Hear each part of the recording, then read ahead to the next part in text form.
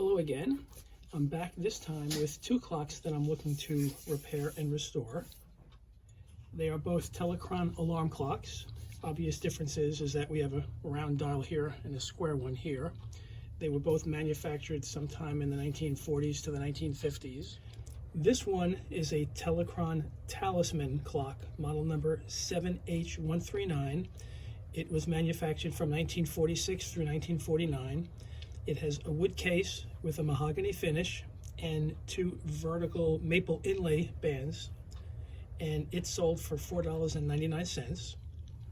This one here is a Telechron Kirkwood, model 7H163.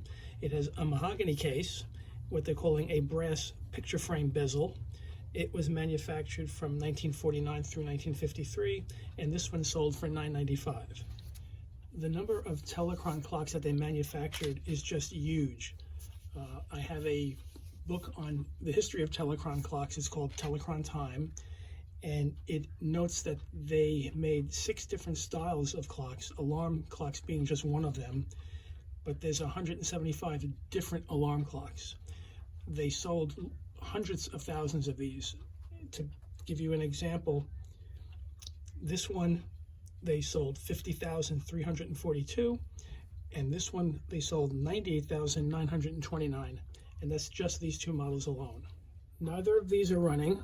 When I plug this one in, it doesn't go, and this one has a power cord that is so badly frayed with exposed wire all around the edges of it that I don't dare plug it in until I can open it up and attach a new power cord and see if it's actually working. When I do open them, if it turns out that the mechanisms on the insides are identical, I'll probably focus on just repairing one of them. I don't really need to do both on the same video. It would be rather redundant. The other decision for me is how I want to restore the wood cases, whether I use my usual restore finish to stain the cracks and crevices in it and then the wax to shine them up, or if I decide to just sand down the finish on both of them and either totally restaining them or perhaps polyurethaning them. For now, because I know that this doesn't run at all, this could be the bigger challenge, getting it fixed, whereas a new power cord here might just get this one running right off the bat. So I'm going to tackle this one first. So let me get this one out of the way.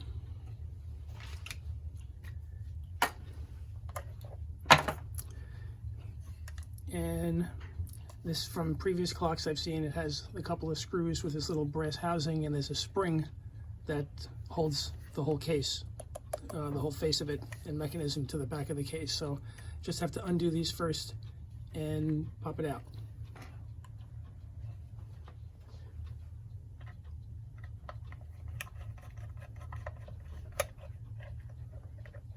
There's the screw with the spring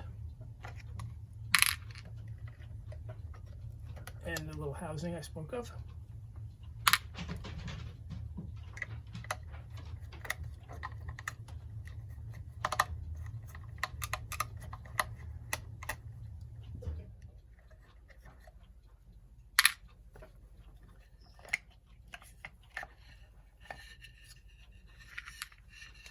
Okay, here we go. All right, let me take a closer look at this to figure out how I want to tackle it. What I'm seeing is that the design of this is very different from any of the other Telechrons that I have repaired in the past. How all of this is set up, and even how the gears look as far as the sizes of them and the positioning. I have not seen this before. What I do know that is common with these older clocks is they have the oil-filled rotors, and that oil tends to kind of gunk up, thicken up over the years, and it just stops running. And they need to be removed, the old oil drained from them, and then relubricated, and that sometimes can get them going. So that's going to be what I'm looking to do first.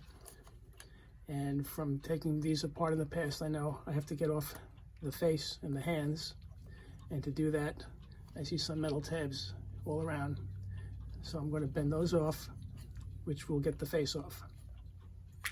And then I'll come back. Okay, I've bent up the 4 tabs. And let's see what happens when we lift it up.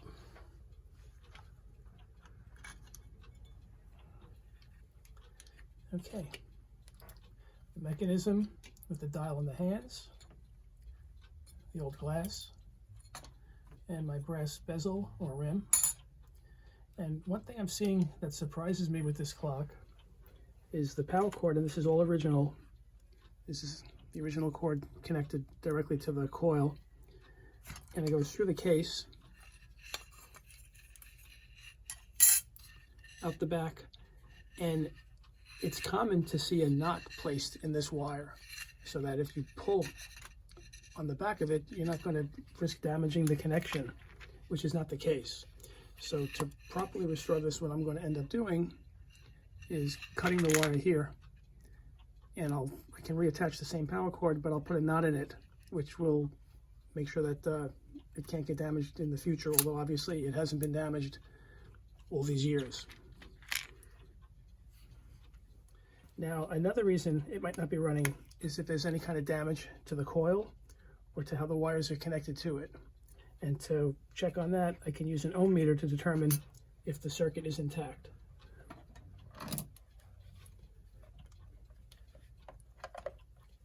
You just have to connect the leads to the plug, and if it's intact, the numbers here should be flashing.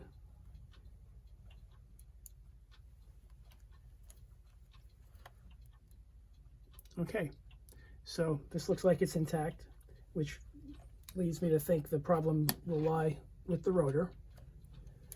And the next step is going to be to remove the hands. So let me get started on that. If you've seen any of my other videos, you know how I get these hands off. I just use a screwdriver to gently pry them up, and it can take a while depending on how tight they are.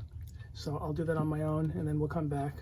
Another thing that I'll use towards the end is I'll slip a piece of cardboard under the hands to minimize the chance of me scratching up the dial. So let me work on that, and then I'll come back. As you can see, I've removed the hands and have them here, the second hand, minute hand, hour hand, and the alarm set hand. And the face now the dial should come off easily. And before I do anything further here, I really have to cut this wire because it's just in the way.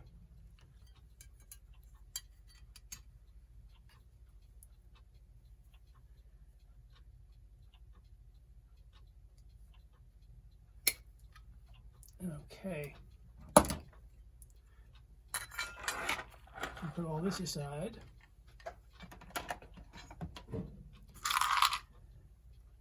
Hands too. The next step will be, I want to get the rotor out. So let me study this for a few minutes to figure out the best way to take it apart before we proceed. Another thing I want to try to show, and I had noticed this before I began to take it apart, but there are two knobs on the back. One sets the time, the other sets the alarm time. And there was a lot of play in the alarm setting knob, and it felt very difficult to engage the gears. It was very hard to turn that hand. And I want to show you what I'm seeing on the inside. I'll try to move the camera to best let you see it.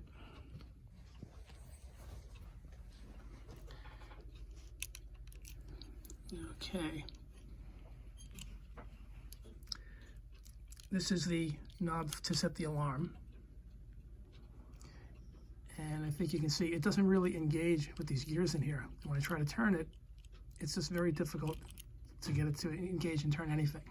As compared to the knob that sets the time, that's fine. Everything's turning properly, it appears to me. So I really wasn't planning to use this as an alarm clock, so the fact that that part is not working doesn't really concern me. But let me get back to trying to figure out how best to take this apart. Okay, what I'm seeing is that on the front, there are no screws to get the plate off. Everything seems to be riveted on. On the back, I have 4 screws. There's 2 here on either side of the rotor and 2 here on either side of the coil. And I'm pretty sure these 2 are meant just to hold the coil to the housing. I think if I just take out these 2, the whole thing should come out. So let me give that a try.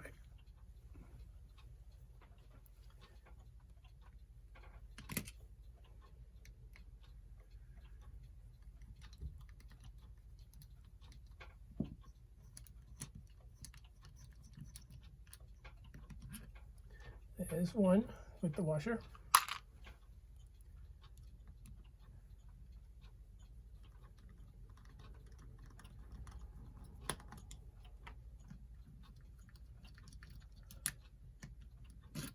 And two.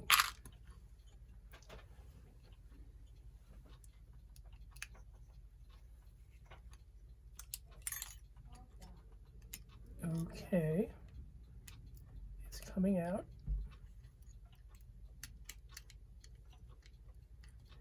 Except this knob is stopping it from coming out, and a piece of the alarm mechanism has fallen out, which doesn't overly concern me. I don't care if the alarm works, but I need to remove this knob first. To do that, I grab the stem with my vice grip, and I think this is one of those reverse threads, so to remove it I got to turn to the right.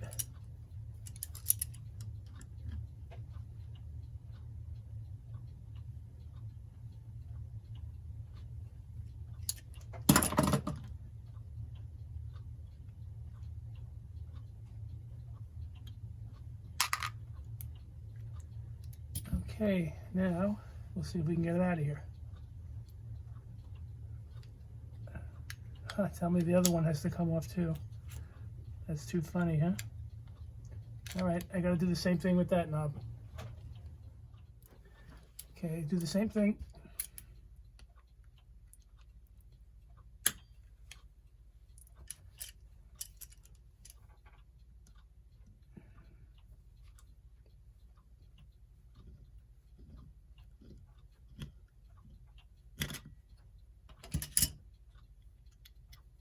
Okay, now finally it should come out.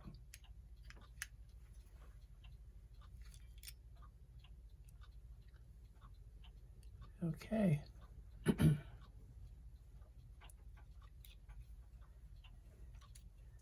In here I have these two support brackets, which I know sit under the coil here and on this side.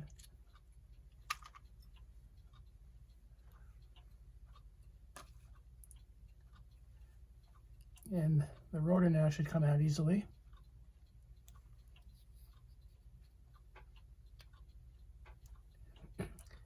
And because I have an extra coil, I can insert it into the other coil and we'll see if it works. This is the extra coil, and I'm going to attach a power cord here, insert the rotor, and we'll see if it works. I've attached the power cord. We'll insert the rotor.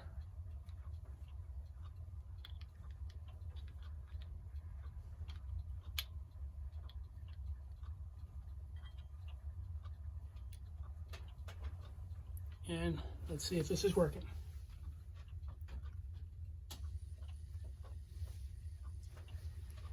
And it is. I don't know if you can see from there. Let's zoom in on it.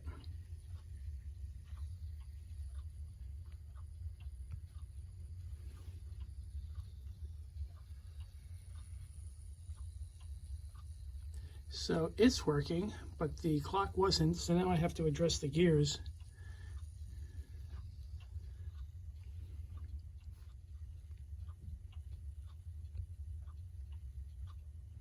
And one thing I'm going to do first, actually, before worrying about the gears, is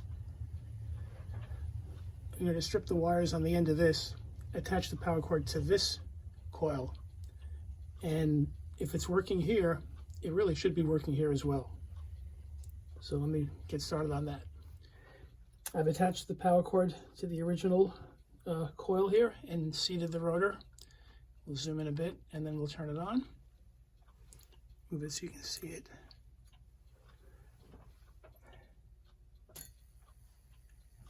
And it's working here as well, as it should. Kind of noisy.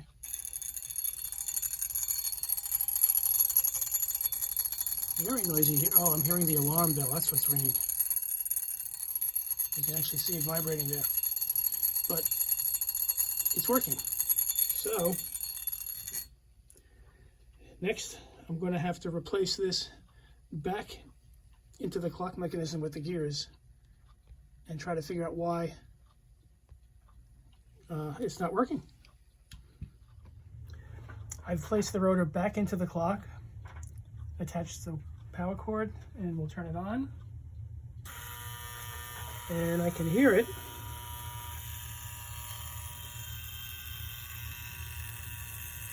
The rotor turns so slowly, it actually makes 1 revolution per minute. And the easiest way to see if this is working, because I can't see the gears spinning, is to put the second hand on it. And it is working. What I am going to have to do is disable that alarm arm. I'm sure I can remove it. But for whatever reason, it definitely was not working the very first time I plugged this in. And I don't know if just taking it apart freed up something that was stuck, but we're good now. So the next step is going to be probably working on just cleaning up the parts, the glass frame, and deciding what I want to do with the case. And the way I'm going to do that is I'm going to polish up both parts of the frame. I have it's called Brasso. It's a brass polisher. We'll clean up the glass using some Dawn washing detergent to clean up the face. It's very gentle. It'll take off whatever dirt's here without disturbing the paint. And I think that I'm going to, rather than try to stain and wax the case, there's a lot of cracks in the wood, hard to see. I think I'm just going to sand this completely down to a smooth finish, and then I'll decide if I want to stain it or polyurethane it. So that's quite a bit of work to do. It'll take me a while to get through all that, but once that's completed, I'll come back and show you how it all looks. But before I do that, what I want to do is open up the other clock that I started out with, just to see if there's a difference in the whole mechanisms of how these two clocks are put together, if it's worth repairing both of these on the same video or not. So let me take out the screws, pop this out, and then we'll compare the two mechanisms. Okay, the screws are out. Now, at first glance, they look pretty similar, although this one has this round housing around the whole thing. This one does not. And if I compare the gears, it's hard for you to see, but I definitely see some differences in how the gears were set up. But all things considered, I think these clocks are pretty much the same thing. So about the only thing I would try to include in this video might be how I restore the wood case. In any event, I'm going to put it aside for now and focus on this one.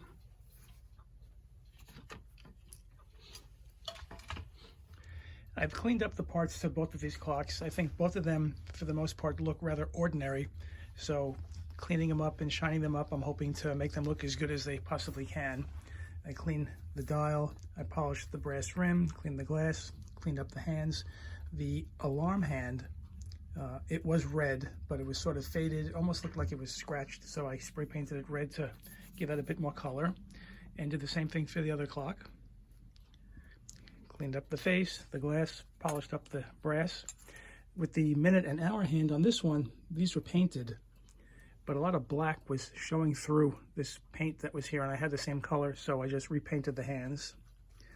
And then the last thing I did was sanding off the finishes from both cases. Here's the one for this clock, and for the other one. And they both sanded up rather nicely, and I like the wood grain that I can see on them. So my decision is going to be to polyurethane them both rather than stain them. And what I thought was interesting is my book says that this is a mahogany case, whereas this one is a mahogany finish, and it has supposed to have two vertical bands that they're calling maple inlaid wood. But after sanding it down and looking at it closely, I'm not seeing that. I really think that it's just one solid piece of wood. Anyway, next step will be to polyurethane them both, and then we'll come back and see how that looks. As you can see, I've polyurethaned the two cases. Here's one. And two. And I think they came out looking pretty good. So the next step is going to be reassembling the clocks. I can say that once I connected a new power cord on this one, it was working fine. So the next step will be to put everything back together, and then I'll come back. One thing I've realized as far as attaching the power cord to here is that because this fits so snugly inside this case, there's very little room in here to kind of tuck the wire around the edges. So when it does go through this hole on the bottom here, like this,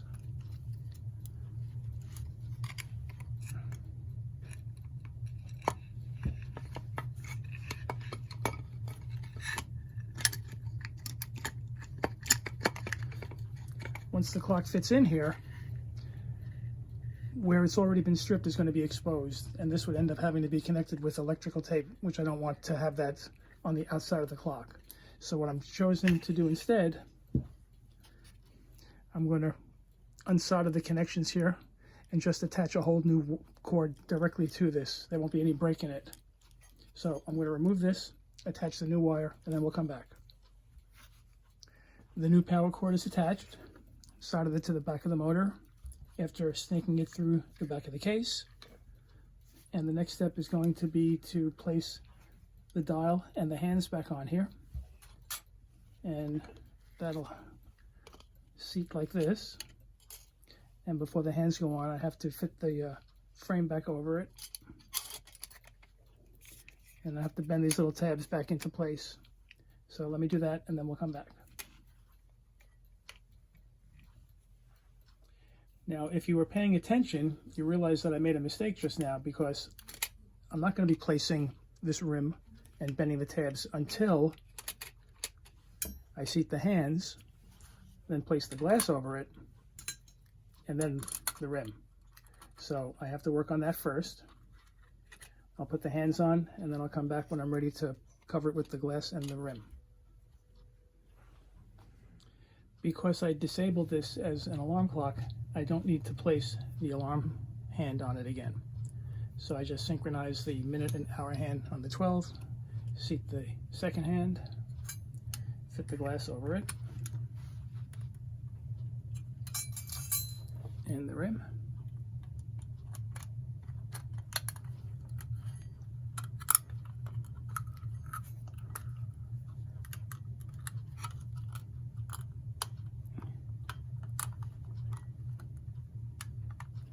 And I should be able to bend these with my hand.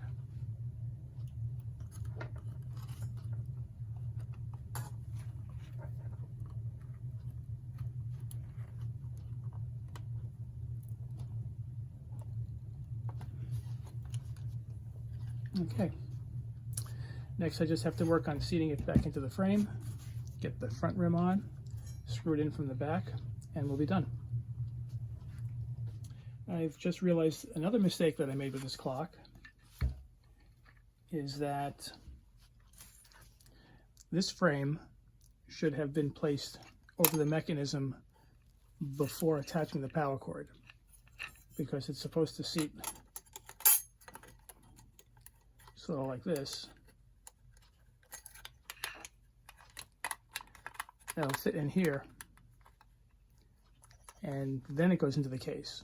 But I have the wire going on the inside instead of the outside, so I have to undo my solder connections and then reposition the wire through the rest of the frame here. So I'll work on that, and then we'll come back. I've reattached the power cord with the frame properly positioned over it. Now I can seat it back into the case.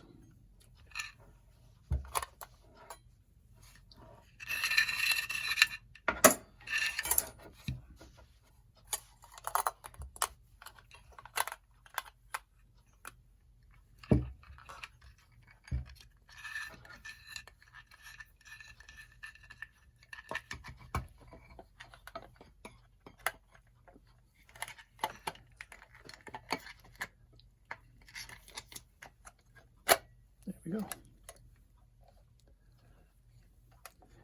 I just have to insert the little sleeves, these things,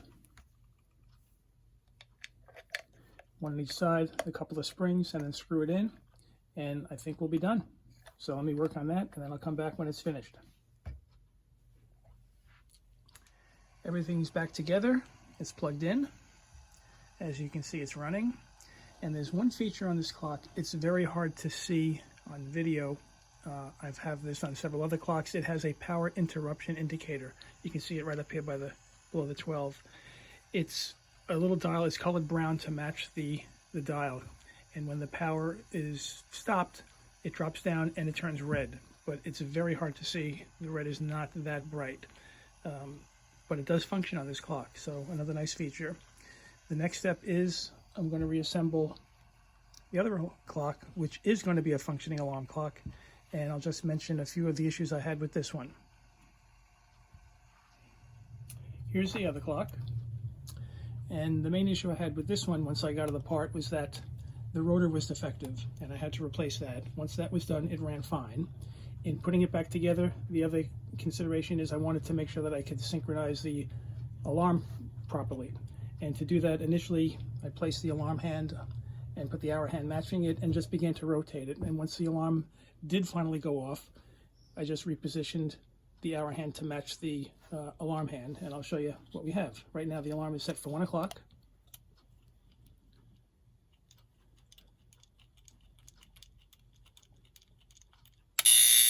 And there you go. So now I just have to complete putting it back together the way I did the first clock, get it back into the case, and we will be done. So let me get to work on that. Here are the finished products. Everything is up and running. And let's see if I can give you a before and after. Here's the before. And here is the after. We have the Telechron Kirkwood and the Telechron Talisman alarm clocks. This is the only one still functioning as an alarm clock. They were built in the 1940s, and that pretty much wraps up this video. I hope you enjoyed it. Feel free to check out some of my others, and comments are always welcome. That's about it. Bye for now.